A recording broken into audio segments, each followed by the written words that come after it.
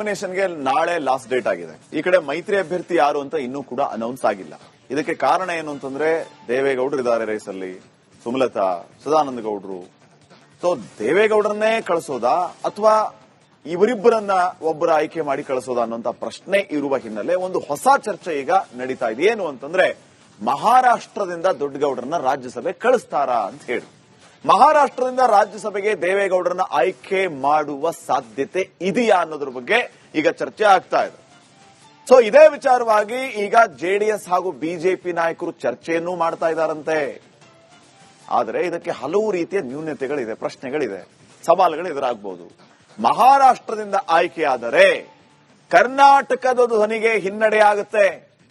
ಕಾವೇರಿ ಕೃಷ್ಣಾ ನದಿಯ ನೀರು ಹಂಚಿಕೆಯ ಬಗ್ಗೆ ರಾಜ್ಯದ ಧ್ವನಿಯೇ ಕುಗ್ಗಬಹುದು. ದೇವೇಗೌಡರೇ ಮಹಾರಾಷ್ಟ್ರದಿಂದ ಆಯ್ಕೆ ಆಗ್ಬಿಟ್ರು ಅಂತಂದ್ರೆ ರಾಜ್ಯದ ಪರವಾಗಿ ಧ್ವನಿ ಎತ್ತೋರು ಯಾರು?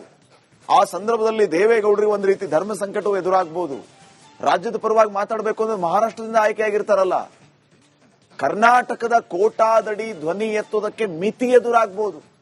ದೇವೇಗೌಡರ ಆಯ್ಕೆ ಬಗ್ಗೆ ವಿರೋಧ ಪಕ್ಷಗಳು ಟೀಕೆ ಮಾಡೋದಕ್ಕೆ ಸ್ಟಾರ್ಟ್ ಮಾಡುತ್ತೆ. ರಾಜ್ಯದ ಅಸ್ಮಿತೆಗೆ ಹೋರಾಡುವ ನಾಯಕರೇ ಬೇರೆ ರಾಜ್ಯದಿಂದ ಸ್ಪರ್ಧೆ ಮಾಡ್ತಾ ಇದ್ದಾರೆ.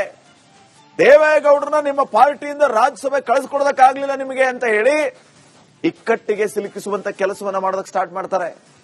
ಕಾಂಗ್ರೆಸ್ ನಾಯಕರು ಇದನ್ನ ರಾಜಕೀಯ ಅಸ್ತ್ರವಾಗಿ ಪಕ್ಕಾ ಬಳಸ್ತಾರೆ. ಇನ್ನ ಮಹಾರಾಷ್ಟ್ರ ರಾಜಕಾರಣದ ಮೇಲೂ ಕೂಡ ಇದು ಪರಿಣಾಮ ಬೀರುವ ಸಾಧ್ಯತೆ ಇದೆ. ದೇವೇಗೌಡರನ್ನ ರಾಜ್ಯಸಭೆಗೆ ಮಹಾರಾಷ್ಟ್ರದಿಂದ ಕಳಿಸಬೇಕು ಅಂತ ಇವರೇನಾದ್ರೂ ಚರ್ಚೆ ಮಾಡಿದ್ದಾರೆ. ಇನ್ನ ಬೇರೆ ರಾಜ್ಯದ ನಾಯಕರಿಗೆ ಅವಕಾಶ ನೀಡಿದ್ದಾರೆ ಅಂತ ಅಸಮಾಧಾನ ಮಹಾರಾಷ್ಟ್ರದಲ್ಲಿಯೂ ಕೂಡ ಆರಂಭ ಆಗ್ಬಿಡುತ್ತೆ. ನಮ್ಮಲ್ಲೇ ಹಲವು ಅರ್ಹ ಅಭ್ಯರ್ಥಿಗಳಿದ್ದಾರೆ, ದೇವೇಗೌಡರನ್ನ ಅವರ ರಾಜ್ಯದಿಂದ ಅವ್ರ ಪಾರ್ಟಿಯವರು ಕಳಿಸ್ಕೊಳ್ಳಿ, ನಮ್ಮ ರಾಜ್ಯದಲ್ಲಿ ನಮ್ಮ ಪಾರ್ಟಿಯವರಿಗೆ ನೀವು ಆದ್ಯತೆಯನ್ನ ಕೊಡಬೇಕು, ಅದನ್ನ ಯಾಕೆ ಮಾಡಲಿಲ್ಲ ಅಂತ ಅಲ್ಲಿನ ನಾಯಕರು ಅವ್ರನ್ನ ಪ್ರಶ್ನೆ ಮಾಡಬಹುದು. ಈ ರೀತಿ ಅಸಮಾಧಾನಗಳು ಕೂಡ ಎದ್ದೇಳಬಹುದು. ಇನ್ನು ಬಹಳ ಮುಖ್ಯವಾಗಿ ಬೆಳಗಾವಿ ಗಡಿ ವಿವಾದಗಳ ಬಗ್ಗೆ ಧ್ವನಿ ಎತ್ತಲಾಗದಂತಹ ಪರಿಸ್ಥಿತಿ ಎದುರಾಗುತ್ತೆ. ಮಹಾರಾಷ್ಟ್ರದಿಂದ ರಾಜ್ಯಸಭೆಗೆ ದೇವೇಗೌಡರನ್ನ ಕಳಿಸಿಕೊಟ್ರೆ ಇದಕ್ಕಿಂತ ಬಹಳ ಮುಖ್ಯವಾಗಿ ಸೂಕ್ಷ್ಮ ವಿಷಯಗಳಲ್ಲಿ ದೇವೇಗೌಡರಿಗೆ ಮುಜುಗರ ಆಗುವ ಸಾಧ್ಯತೆ ಇರುತ್ತೆ. ನೋಡಿ, ಇಂಥ ವಿಚಾರಗಳು ಆಬ್ವಿಯಸ್ಲಿ ಚರ್ಚೆಗೆ ಬರುತ್ತೆ. ಅವಾಗ ದೇವೇಗೌಡರು ಮಾತಾಡ್ಬೇಕಂದ್ರೆ ಏನ್ ಮಾತಾಡ್ಬೇಕು? ಅವರು ಬೆಳಗಾವಿ ವಿಚಾರ ಬಂತು ಅಂತ ಇಟ್ಕೊಳ್ಳಿ ಚರ್ಚೆಗೆ, ಮಹಾರಾಷ್ಟ್ರದಿಂದ ರಾಜ್ಯಸಭೆಗೆ ಹೋಗಿರ್ತಾರೆ. ಅಲ್ಲಿ ಯಾರನ್ನ ಮೇಲ್ಗಟ್ಟಿ ಮಾತಾಡಬೇಕು? ರಾಜ್ಯವನ್ನ ಅಥವಾ ತನ್ನನ್ನು ಆಯ್ಕೆ ಮಾಡಿ ಕಳಿಸಿದಂತ ಮಹಾರಾಷ್ಟ್ರ ರಾಜ್ಯದ ಪರವಾಗಿಯಾ?